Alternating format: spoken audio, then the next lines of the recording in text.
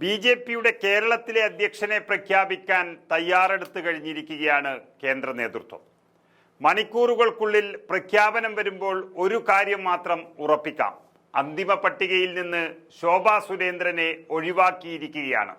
കഴിഞ്ഞ ആഴ്ച വരെ പട്ടികയിൽ ശോഭാ സുരേന്ദ്രന്റെ പേര് മുൻപന്തിയിൽ തന്നെ ഉണ്ടായിരുന്നു. എന്നാൽ ഏറ്റവും ഒടുവിലെ റിപ്പോർട്ടുകൾ വരുമ്പോൾ ശോഭാ സുരേന്ദ്രൻ പുറത്തായിരിക്കുന്നു എന്നതാണ് വ്യക്തമാകുന്നത്. ഒരു വനിതാ അധ്യക്ഷയെ ബി.ജെ.പി. അധ്യക്ഷ പദവിയിൽ പ്രതിഷ്ഠിക്കുമെന്ന് പ്രതീക്ഷിച്ചെടുത്താണ് ശോഭ എവിടെയും എത്താതെ പാതി വഴിയിൽ വീണുപോയത്. എന്തായാലും തെരഞ്ഞെടുപ്പ് പ്രക്രിയ സംബന്ധിച്ചുള്ള കേന്ദ്ര നേതൃത്വത്തിന്റെ സർക്കുലർ സംസ്ഥാന നേതൃത്വത്തിന് ലഭിച്ചിരിക്കുന്നു. 23-ാം തീയതി നോമിനേഷൻ സമർപ്പിക്കും.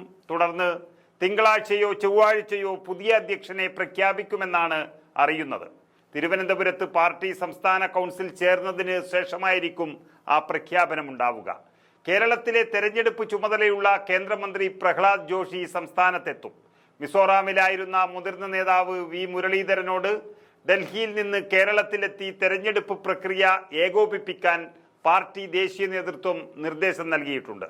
സംസ്ഥാന അധ്യക്ഷൻ ആരാകുമെന്ന കാര്യത്തിൽ ദേശീയ നേതൃത്വം ധാരണയിൽ എത്തിക്കഴിഞ്ഞു. നോമിനേഷൻ സമർപ്പണം ഉൾപ്പെടെ സാങ്കേതികമായ നടപടിക്രമങ്ങൾ മാത്രമാണ് ഇനി പൂർത്തിയാകാനുള്ളത്. RSS നേതൃത്വവുമായും മുതിർന്ന ബി.ജെ.പി. നേതാക്കളുമായും ദേശീയ നേതൃത്വം ആശയവിനിമയം നടത്തിയിരിക്കുന്നു. തദ്ദേശ തെരഞ്ഞെടുപ്പും നിയമസഭാ തെരഞ്ഞെടുപ്പും ആസന്നമായിരിക്കെ പ്രചരണ പ്രവർത്തനങ്ങളെ ബാധിക്കാത്ത തരത്തിലുള്ള ഒരു ക്രമീകരണമാകും പാർട്ടി നടത്തുക.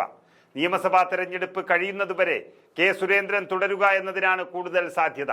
അല്ലാത്ത പക്ഷം MT രമേശിന്റെ പേരാണ് പ്രധാനമായും പരിഗണിക്കുന്നത്.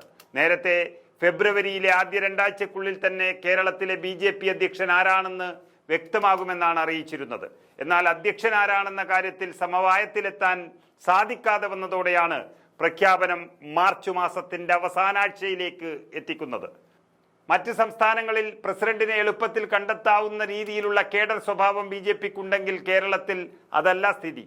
ഒരു MLA പോലുമില്ലാത്ത ഇവിടെ ആകെയുള്ള നേതാക്കന്മാർ നാലു വഴിക്ക് നീങ്ങുന്നതാണ് കേന്ദ്ര നേതൃത്വത്തെ കുഴയ്ക്കുന്ന പ്രധാനപ്പെട്ട പ്രശ്നം. ഏതെങ്കിലും രീതിയിൽ സമവായം കണ്ടെത്താൻ സാധിക്കുമോ എന്ന് നോക്കിയതിന് ശേഷമാണ് ശോഭയെ മാറ്റി നിർത്തിയത്. പ്രസിഡന്റായി കെ സുരേന്ദ്രൻ തന്നെ തുടരുമോ, പുതിയ നേതാവ് വരുമോ എന്നീ ചോദ്യങ്ങൾക്കിടെയാണ് ഇത് സംബന്ധിച്ച് കേന്ദ്ര നേതൃത്വം സമവായ സാധ്യത തേടുന്നത്. ജില്ലാ പ്രസിഡന്റുമാരുടെ നിയമനം ചിലയിടങ്ങളിലെങ്കിലും തർക്കത്തിലായത് ചേരിതിരിവ് കാരണമാണെന്ന് വ്യക്തമായിരിക്കുകയാണ്. പ്രത്യക്ഷത്തിലുള്ള പോര് ശക്തമല്ലെന്നേയുള്ളൂ, അടിയൊഴുക്ക് അവിടെ ശക്തമായിരിക്കുകയാണെന്ന കാര്യത്തിൽ തർക്കമില്ല. പ്രസിഡന്റ് തെരഞ്ഞെടുപ്പിൽ സംസ്ഥാന നേതാക്കളോട് അഭിപ്രായം ആരാഞ്ഞാൽ തന്നെ അന്തിമ മാനദണ്ഡം അതാകണമെന്നില്ല. തീരുമാനം കേന്ദ്ര നേതൃത്വത്തിൻ്റെത് മാത്രമാകുമെന്നതും ഇവിടെ എടുത്തു പറയേണ്ട കാര്യമാണ്. ചുമതലയേറ്റ 27 ജില്ലാ പ്രസിഡന്റുമാരിൽ ഭൂരിഭാഗവും ഒപ്പമാണെന്നാണ് ഔദ്യോഗിക നേതൃത്വം പറയുന്നത്. എന്നാൽ പ്രസിഡന്റുമാരിൽ ചിലരുടെ നിലപാട് ഒരു നേതാവിനും ഒപ്പമല്ല എന്നും പൊതുപക്ഷത്താണെന്നും പറയുന്നുണ്ട്. തൃശൂരിൽ നിന്നുള്ള സുരേഷ് ഗോപിയുടെ ജയവും കേരളത്തിൽ വോട്ട് വീതം ഉയർന്നതും ചൂണ്ടിക്കാട്ടി നിയമസഭാ തെരഞ്ഞെടുപ്പ് വരെ കെ സുരേന്ദ്രൻ തുടരുമെന്ന് അദ്ദേഹത്തെ അനുകൂലിക്കുന്നവർ പറയുന്നുണ്ട്. തുടർച്ചയായി 5 വർഷം ചുമതലയുണ്ടായിരുന്നവരെ ഭാരവാഹി സ്ഥാനത്ത് നിന്ന് മാറ്റി നിർത്തും.